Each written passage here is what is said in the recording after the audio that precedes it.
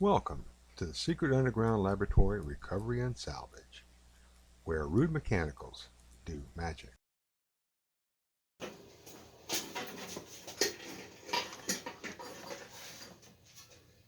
Hello, I'm Bronze Age, Director of the Secret Underground Laboratory Recovery and Salvage.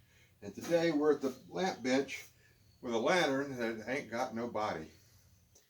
Now this form with the curved roof, the little cupola up on top, and the slanted sides goes back to gas lights, oil lamps, and possibly even candles before that. It's intended to be outside because the top of the roof here sheds water. It drips off without running down the glass and filling your lantern up. With this particular one, that's not really a problem because the bottom is open.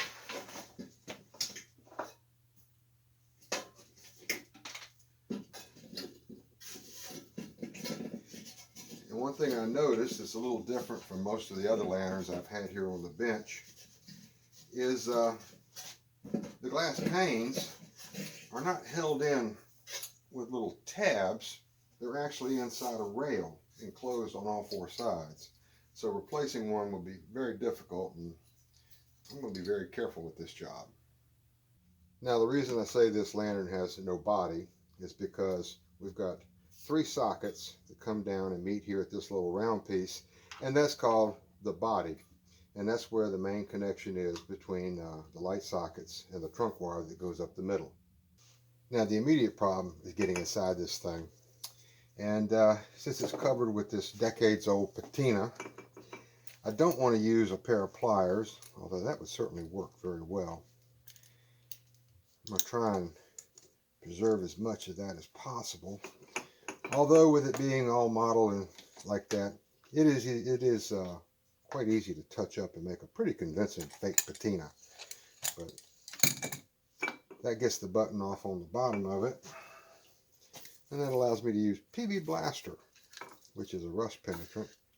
Pump that up in there, and hopefully I'll be able to get this little serrated piece off the top, because that's how you get inside the body.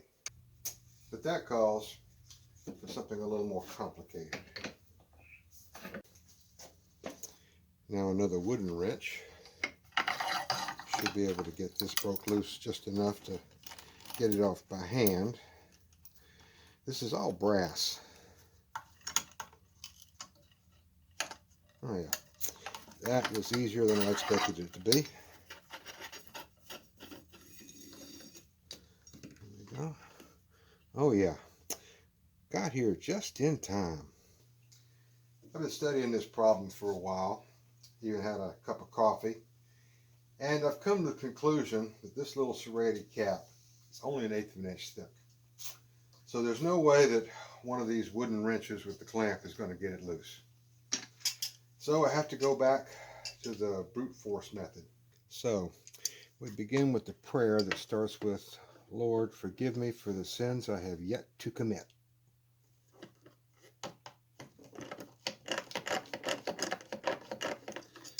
There it goes.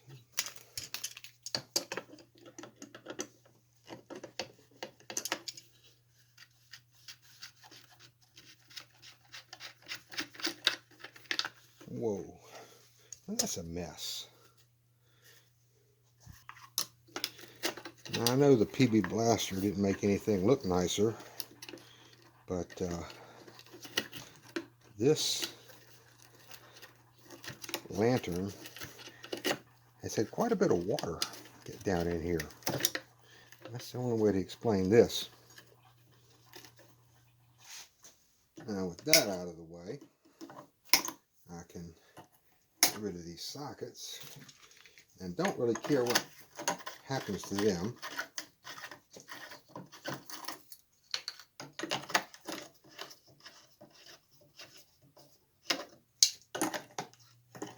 Oh yeah, there's always one.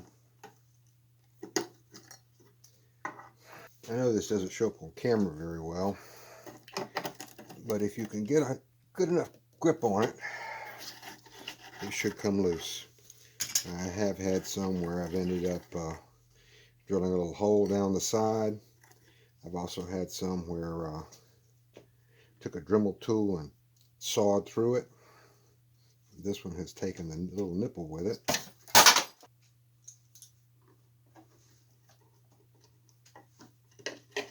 Now it's just a matter of getting all these wires out of here, getting the mess cleaned up. And I hope I can avoid breaking one off inside the pipe. It's really weird. I've only got about 4 inches of pipe here, but apparently is that there's enough gunk and debris from the water that puddled in here that it's made the inside of this pipe quite rough. But a little patience, I'll be able to get all this stuff out of here, get it cleaned up, and then we start putting it back together. Now, something I just noticed, the sockets on this are what they call sockets with leads, which means the wires are actually attached with rivets on the socket. And it comes with this much wire, the leads, and they're okay, except that when you go to install them, there's really no choice but to twist the wire. And the reason I'm having so much trouble pulling these wires out of here is because inside this wire is wrapped around each other. Now that I've got most of the crud out of it, we can start the reassembly. First thing I want to do is try to salvage these little short nipples. If they were made of steel, I'd just go ahead and cut new ones. But these are made of brass, and so I'm going to give a minimal effort to try and save it. Now that brings me over to the vise, where I've got a special tool. It's made from one of these couplers. So on the inside it has the threads that fit the pipe. And I can clamp it in the vise without fear of damaging it. And I can get a good hold on it. Alright. Pair of pliers, it pops right off. These decorative pieces on the ends of the arms are just a simple little piece of hardware called a neck. I don't have to take them off, but they're made of 2 pieces, hollow on the inside there, and that will make wiring this thing a little bit difficult. So I'll take them off, and that simplifies that, and it's not that much extra work. Now the body is where the connection is going to be for all the wires, and this is a fairly small one, so I've got to make sure that my connection is as least bulky as possible. And that starts off with separating each of these duplex wires, stripping back about 3/4 of an inch, which is a little less than I would usually do if I had more room to work with. Cord sold for lighting with these 2 pieces stuck together like this. One side the insulation has ridges, the other side is smooth. And in this manufacturer, they've actually gave us a copper wire and a copper with tin coating over it so that we could see the difference. That's more important when you're installing speakers. But all these smooth wires are connected to each other,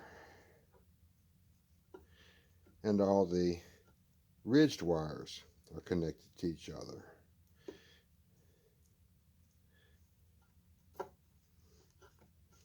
And the same goes for the trunk cord, which also has the smooth insulation and the ridged insulation. And very important, I'm going to put the shrink wrap over this, because if you do that after you make the solder connection, you've got to take it apart and do it all over again. The bare wires are half the length that I would like to use, but I'm trying to make a very small splice, and that's done by wrapping it around it like a tight coil spring. Not like the stripes on a candy cane, but very tight coils. And it gets you the most wire-to-wire contact and the best connection. Now I use rosin core solder and hold the gun on the wire so that the solder flows down inside and makes a good connection there. take a pair of pliers and I squeeze this down, get any little sharp points, any little wires that are still sticking up, because again I want this to be as smooth as possible so I can slide shrink wrap over it and seal it up. Now shrink wrap, as the name implies, shrinks when it's heated, and that'll keep our connection nice and protected. Now I can run the wires through the arms.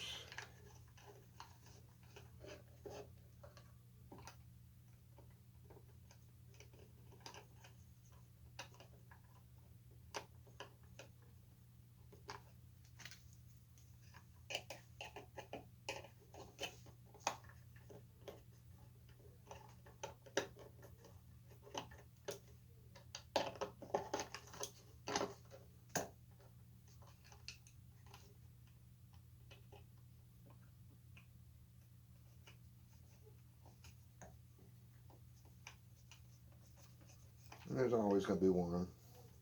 It's going to give you a little bit of trouble.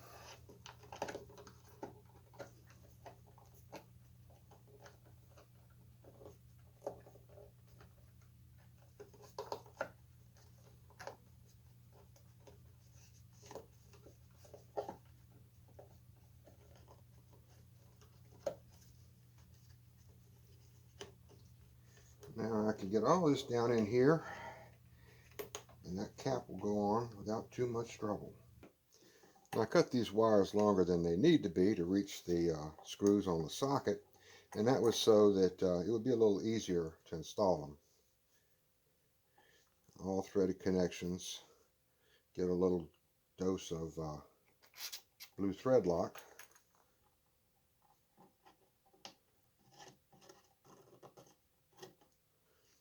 And the check rings that I've painted black, the originals were like that as well.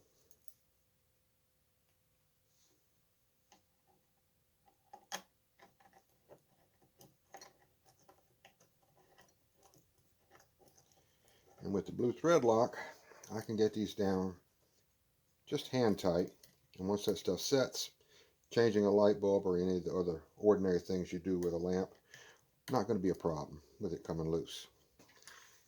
Now the point about the wires having one side is smooth and one side is ridged is important again, because the sockets have one silver colored screw and one brass colored screw, and the ridged wire always goes to the silver screw, and the smooth wire always goes to the brass screw. Another point that I always make about this time is that lamp wire is made of many strands, and National Electrical Code dictates that you cannot put stranded wire under screw terminals. You get very bad results. They splay out, they get loose, they make a hot connection. Hot connections cause damage, and that's where fires come from. Although fires from lamp sockets, very, very rare. This is much more likely to happen at an outlet in the wall. But to ensure it doesn't happen, you pinch the wire about halfway down and you start twisting it. And I say you pinch it halfway down because that ensures that the tip is actually twisted. Because if you just grab the tip and start twisting it like that, the end's actually still going to be splayed out. And the twist is going to be down here where it really doesn't matter. Then, soldering gun comes in, and you put a drop of solder just at the tip. And that turns the stranded wires into one wire that can be safely put underneath a screw terminal. Always goes in clockwise so that when you tighten it down, the screw will pull the wire under instead of pushing it out. And we'll repeat this procedure all the way around between the brass and the silver screws, and we're ready to start putting that all back together.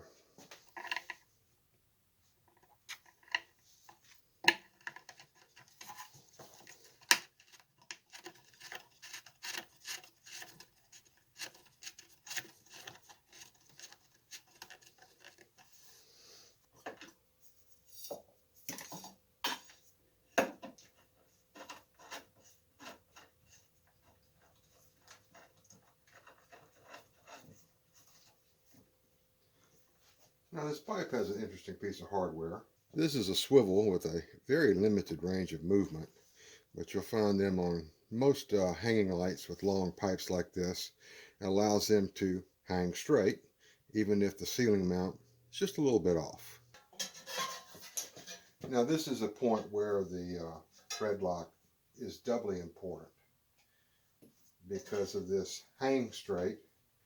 There is no practical way I'm going to be able to get my hand up in here with a pair of pliers or something like that and be able to tighten that fitting down as tight as I'd like to.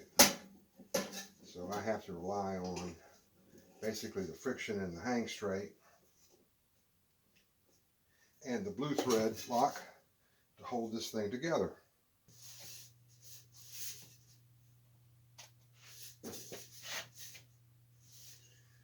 This is Bronze Age for the Secret Underground Laboratory Recovery and Salvage. I thank you for sitting through this video on rewiring this nice lantern.